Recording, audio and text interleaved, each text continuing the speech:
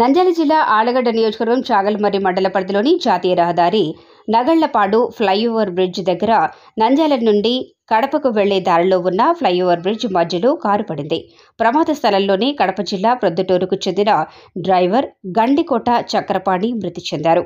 Allagadda rural CI Hanumanthu Nayak, Chagalamarri SI అక్కడికి చేరుకొని పరిశీలించారు. క్రేన్ సహాయంతో కారును బయటకు తీసి కేసు దర్యాప్తు చేస్తున్నారు.